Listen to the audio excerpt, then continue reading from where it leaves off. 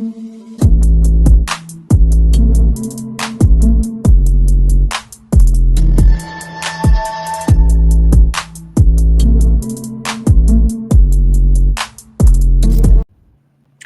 what's going on, Pats Nation? Welcome to another edition of the Ken's Pats Talk Patriots podcast. Man, I hope you guys are doing great today.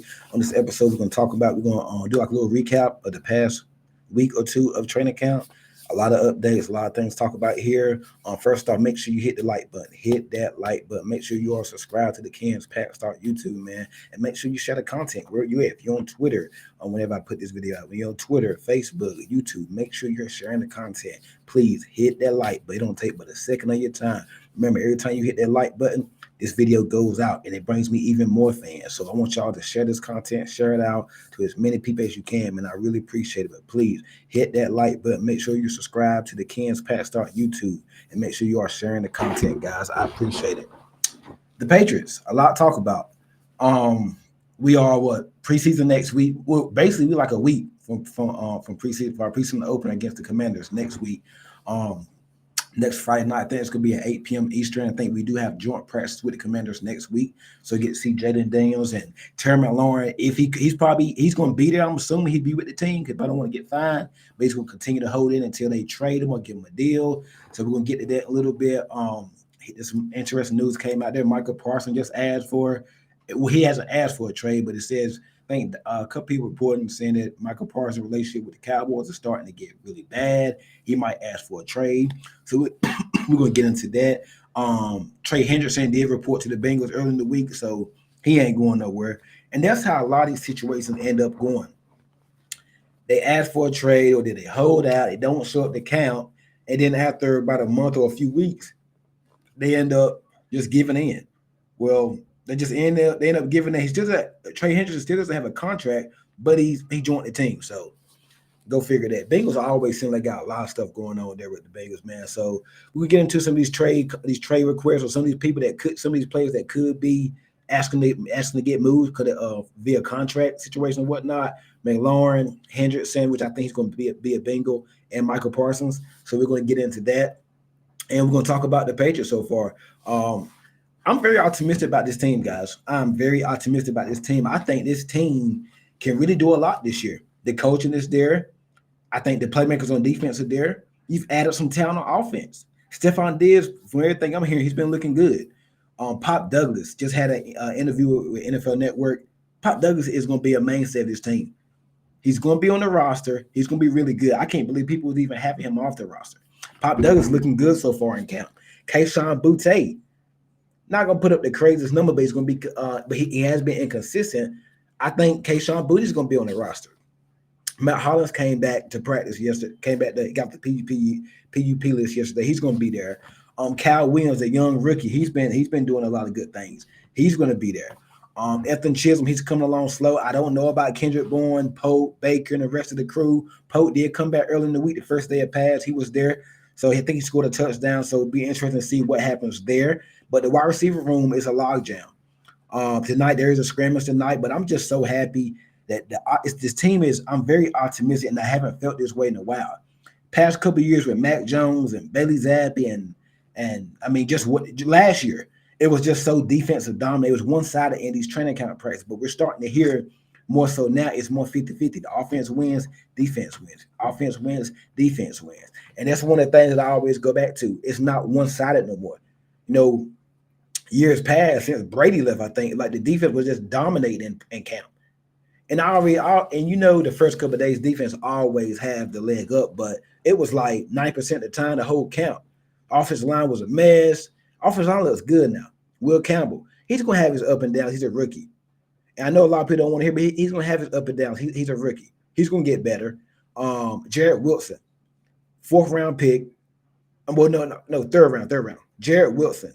Oh my man, he has made strides. He didn't even participate in the spring. Jared Wilson didn't even participate in the spring, and look at him now. Look at Jared Wilson now. You're gonna be starting 2 offensive linemen on your left side. Will Campbell's gonna be starting the left tackle, and Jared Wilson probably be your left guard. And I think going across, you're gonna have Campbell, Jared Wilson, probably Bradbury once he gets back from whatever he's dealing with. He got rolled the other day. Michael Wynn, he's gonna be solid again, I hope.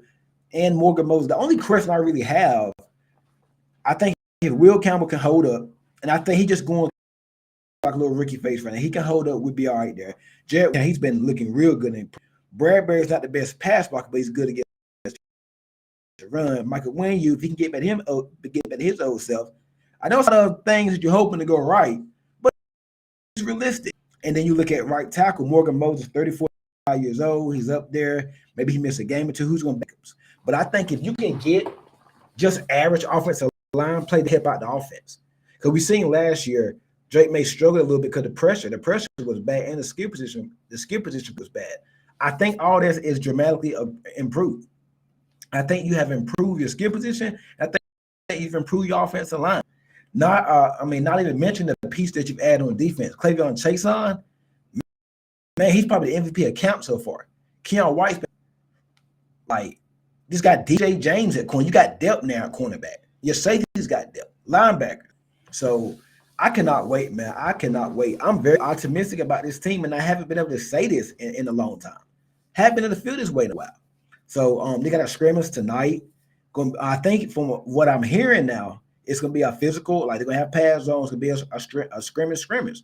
I know in the old days, they really didn't have that. They didn't really have no scrimmage or nothing like that. They had like a little walkthrough in the stadium, but they're going to have a scrimmage tonight. I don't think just hope for no injuries. You don't want no injuries right now. And right, we did a pretty good job with Gonzo. Glad I mentioned the injuries. Christian Gonzalez, he's going to be out for a little bit with the hamstring, but Jordan Shorts reported, he was the first owner, he said he should be back by week 1. He's not going to mess up with his week 1 timeline. So that's good. I don't even need to see no more Christian Gonzalez. We know what Gonzalez can do. Let him be out there week 1 when we play the Rays, about a month. Next week be a month for the season. We got 5 weeks to the opener. Let Christian Gonzalez heal up with that hamstring. You know, those hamstring injuries can linger on. But the optimism from this team is through the roof. And if Drake Maye is the guy, if we have our franchise quarterback in Drake Maye, I think the over on is 8. I think was it 7. It's probably 8 games. If we have our guy, if Drake Maye is that guy, and by all accounts, he hasn't turned the ball over in Canada. He had a couple box fumbles and stuff like that. He almost threw a pick on day 1 at Jabril Peppers, but he really hasn't done that.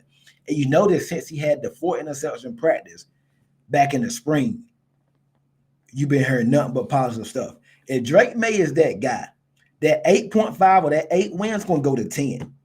Because Drake Maye being the guy, being that X factor, just being the guy that just keeping things going and elevating everybody else, it's going to take you from 8 wins to 10. That's going to give you a couple more wins.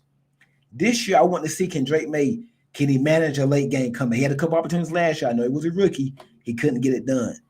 Don't turn the ball. He's been doing a good job with that in camp. So manage some late game comebacks. And then when we are putting teams away, I want to see him put that nail in the coffin like he did against the Chicago Bears last year.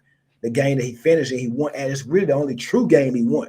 I want to see more games like that against the Bears, putting them away like that. Even though I don't think the Bears were going to win that game anyway. But I just want to see. I like how Drake Maye had command in that game, going down the stretch, 2-minute warning for the halftime, and then the fourth quarter making that drive to end the game. I want to see more drives and more games like that. That's what I want to see from Maye this year, and I can't wait. I think Drake Maye is the guy, and I feel confident. But that 8 point, we got to see it on the field. And that's what separates you from being a guy to the guy. And you know what I mean? You want to be in that Lamar Jackson, Josh Allen, Burrow, Mahomes. You want to be in. I even put C.J. Stroud in there.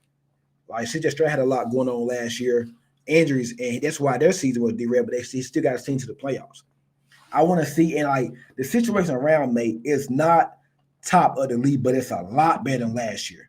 You were starting last year, week 1, KJ Osborne, Tyquan Thornton, Pop Douglas. Then you had Jalen Pope as your receivers. Jacoby Brissett was your start. Like, look at your tackle situation. Vidarian Lowe and DeMontre Jacobs were your starters last year. Please, that was a disaster. That was a freaking disaster last year. It's so much better this year. Just looking at the depth chart from this year, like it's so much better. So it's not top 5, top 10, but it's a lot better than last year. You should not be the 30, 31st, 32nd ranked team this year in terms of offensive production. No way, Jose, that should not happen this year. You should be about middle of the pack or in the upper 20s. You should not be middle of the pack this year. I mean, you should not be worse in the league. You're a lot better. Stephon Diggs has looked real good in camp. Pop Douglas, Kayshawn Booth making plays. Hunter Henry, Marjorie Stevens has slammed up. I'm just so optimistic about this team, man. I'm very optimistic. And like I said, if Drake Maye is the guy, you're gonna know. You're gonna know if he's that guy early. And they're gonna take all year. You're gonna know. Start your first 4 weeks. Oh yeah, you got the Raiders, Chip Kelly, Pete Carroll, Geno Smith. Geno Smith came in last year, did a number on you guys. He did a number on this Patriots defense last year. He's not gonna have that supporting cast he had then, but still, Ashton Jeanty, first game. I don't know if he, you know what I mean. We'll see what he does first game. Jacoby Myers, he's familiar with the Patriots. Brock Bowers. You go, yeah. Raiders got some problems. They got some things that can give you some problems. Then you got go to Miami, the House of Horrors, and everybody thinks Miami gonna be bad this year, but I think they'll be good early. I think they're gonna collapse later on in the season. But it's still gonna be hard. It's gonna be their home opener in Miami. That place is gonna be rocking. Can Vrabel finally get this team over the hump to go to Miami and win? Mayo couldn't do it. Belichick couldn't do it. Tua has not lost to the Patriots. He has not lost to the New England Patriots. Crazy, man. I think like 6-0, 7-0. Like he has not lost. Games that really haven't even been close. Some of them have. So you gotta beat Miami this year. I would love for you to beat them in Miami. I don't care about that last game. You got to beat Miami this year in Miami. Could potentially start out 2-0 then if you handle business. Go home, Aaron Rodgers and Steelers, a game I might be at. That's gonna be a tough one. Then you got the Carolina Panthers, a team I think is gonna be really improved this year in the weak NFC South division. A lot of pressure on this team, man. And May, it's a lot of pressure on May. They're gonna go as far as May take it. If May does what he does last year and elevates the team even more with better talent, you get something from Cal Williams. Stephon Diggs is him. Pop Douglas continues to improve. You get something from Cal Williams. You can get something else. Because I think Diggs is going to be solid. I think Pop going to be solid. Pop going to be real good in this offense. You know what Hunter Henry is, Mr. Steady Eddie. Austin Hooper, good backup tight end. Offensive lines improved. See what the running game going to be with Travion Henderson and Marjorie Stevenson. You get anything from another weapon on offense, you got something on offense. You cooking. You're cooking on offense. Defense is going to be good. I think they're going to be a fast attacking defense. I love what I'm hearing from Clavion Chason, Keon White, Milton Wood. I think he's going to be a gamer when the game start, lights on, scoreboard starts lighting up. I think Milton Williams, he's going to be a gamer. Christian Barmore's back too. Come on, man. Secondary, Carson Davis, Gonzo. This team can win. They can win 10 games. With that schedule, you can win 10. They can win 10 games. The over-run is at 8. I think they get over. I think they get to 10 games this year. In the first year with Drake Maye and Mike Vrabel. I'm loving it. I have not felt this optimistic about this team in a while. So it's going to be interesting to see what happens. Then you got some trade candidates out there. Terry McLaurin just requested a trade. Breaking news. I think we should be in on that. I mean, a part of me thinks we should, but then a part of me doesn't because he would be 30 years old in, I think, September, he'd be 30 soon. He wants more money. I don't know how much more money, but let's say he wants to get paid like the Steelers paid DK. I don't know if he's going to get it. Not from Washington. But Washington would be crazy to let him go. They would be nuts to let him go. They would be freaking crazy to let Terry McLaurin go. He played a big role in Jaden Daniels' ascension last year. He played a big role in his ascension last year. Like, man. And then you bring in Deebo Samuel. Who else you got at wide receiver? Deebo, Michael Gallup, Luke McCaffrey, KJ Osborne. Man. Washington they better find a way to get them, but he has requested a trade. I haven't heard anything else, and it ain't been 24 hours yet, but he's requested a trade. And if they trade him, then we got joint practices with the Commanders next week. That's going to be interesting, man. From LA Wood, I'm hopping on the phone, but it's like you got Diggs already 31, be 32 in a couple months. Terry McLaurin about to be 30. Pop will be a slot receiver. You gotta. I don't like having 4 receivers because Bourne is about to be 30. Oh man, Bourne, Diggs, Hollins, and McLaurin, all them in their 30s. I don't want them taking snaps away from the younger guys. So that's gonna be interesting to see how that turns out. But I think, man, I can see them being. It's reported that the Patriots were interested in them. That they would be all in on that. So we're gonna see. Now, I want to see how that contract looks too. I would love to see how that contract looks. But you paying a lot. You can be paying a lot to 30 plus wide receiver, 30 plus year old wide receivers. I don't think you just a wide receiver away from you wide receiver away from being good. You are number one wide receiver away from being good. And I still think Diggs is that guy. I still think Stephon did the way he looked at count. And if we can get the Diggs from the Texans last year, or his last couple years in Buffalo, that's number one. So whew, I can't wait to see it, but I'm all in for it to make the team better. I'm definitely all in for it. Michael Parsons just requested, well, he hasn't requested a trade, but he might want out of Dallas. There's report that he could ask for a trade. He's not seeing eye to eye with the Cowboys. Now, keep in mind it's the Cowboys. They've always going through some drama. Jerry Jones likes this stuff. He loves this stuff. He loves being in the media. He loves, like you remember last year, CD Lamb. I remember CD Lamb posted something on Twitter about because Jerry Jones had said something, and then next thing you know, they agreed to a deal. He was at camp. I mean, Dak, they were playing this. They've been playing this thing with Dak Prescott for a long. They got Dak done right before the Browns game last year. They got CD Lamb done 2 weeks before then. I don't see it. Micah B. There's just a lot of drama. It's the Cowboys. They like this stuff. I don't see it. I don't see it not getting done. We still got a month until they open up in Philadelphia. Michael Parsons ain't going nowhere. I just don't see that happen. Your best player on your freaking team, he's not going nowhere. It's the Cowboys. They do this. That's just what they do. It's the Cowboys. So I'm not really taking it too serious right now. Pat Snakes, I will not get your hopes up about getting a Michael Parsons. I would love to have it. I think you got a much better chance of getting McLaurin than Michael Parsons. So go see what happens, man. It's gonna be very interesting, man. Make sure you guys are hitting that like button. Run the lights up. Oh yeah, announcement. I will be starting watch parties this season. First watch party is gonna be next Friday night. Commanders versus Patriots for the preseason. The watch party. Now, I cannot show the game. I will not be showing the game, but I will be doing play-by-play analysis, watching the game with you guys, and chopping up for the whole game. We'll be starting doing a watch party. Every Patriots game day, we'll be having a watch party. Every Sunday, Monday, or whatever, whenever the Patriots playing, start a watch party, man. So make sure you stop by, man, and check me out, man. We'll start doing some watch parties this year, man. We just gonna keep taking it to a higher level, keep taking it to another level. But appreciate you guys, man, for checking the video out.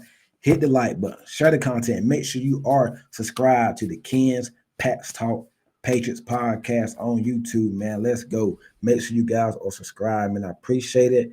And see you guys soon. Appreciate it. Have a good one. Go Pats.